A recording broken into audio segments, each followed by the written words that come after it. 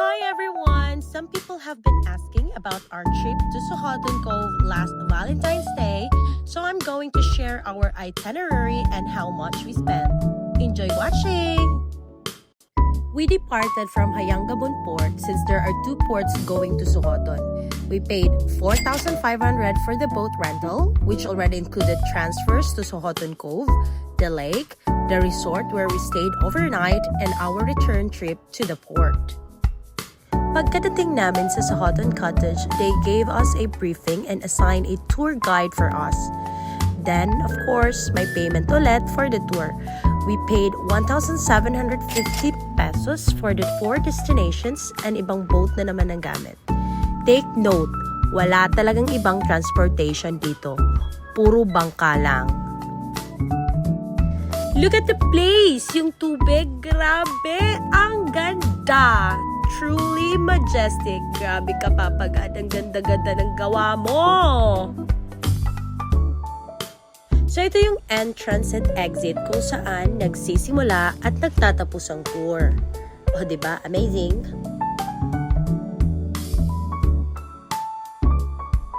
Pang-apat na beses ko na pumunta dito pero hindi pa rin ako nagsasawa. Sobrang nakaka-amaze pa rin. Actually, bumalik ako dito kasi gusto kong mapuntahan din ng husband ko ang mga places na napuntahan ko na. First up, Hagokan Cove. Hagokan Cove is one of the highlights inside Suhotun Cove. Dito maririnig mo ang hagok sound kapag sumisid ang bangka sa entrance cave dahil sa rock formations at echo effect. O since tumaas na yung tubig, ganito yung way para makapasok.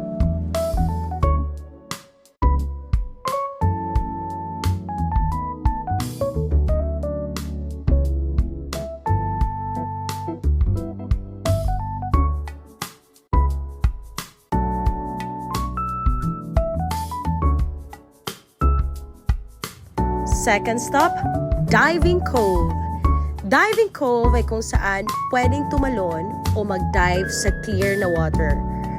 Take note, kung safe at allowed ng tour guide. So, pag nasa loob ka na, kailangan mong maging careful, lalong-lalo na kung saan ka aapak, tsaka yung ulo mo, you have to wear your helmet talaga.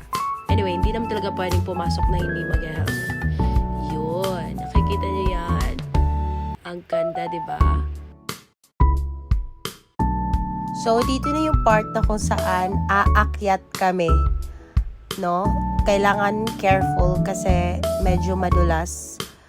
At saka kung wala ka namang plano, tatalon doon, huwag ka na lang pong pumunta sa taas kasi hindi ka na po makakabalik dahil po sa rock formation niya. Impossible na po ang pagbaba.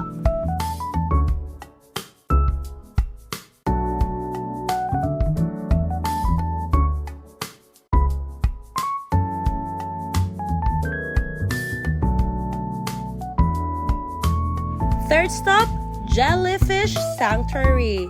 Dito makikita ang harmless jellyfish na pwedeng hawakan o pagmasdan. Yes, pwede po siyang hawakan.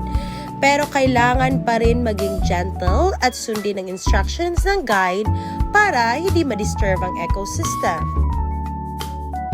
Last stop, Lagoon. Bawal daw dito maligo kasi may mga malalaking isda na nangangagat. So, enjoy na lang sa view. Ganun. Dito sa front naman, pwede ka naman dito mag-swim at saka tumalon. Pero bawal ang tumalon sa ibang relasyon. Yun.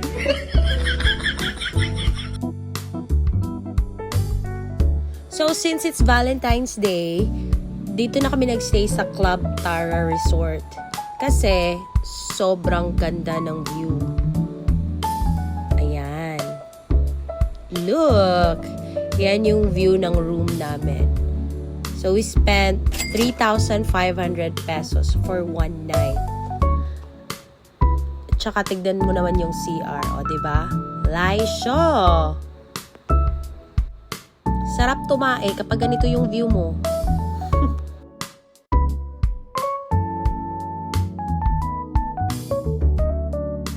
Since dalawa lang naman kami, so malaki talaga yung nagastos. So I suggest, mas maganda kung group kayo or joiners.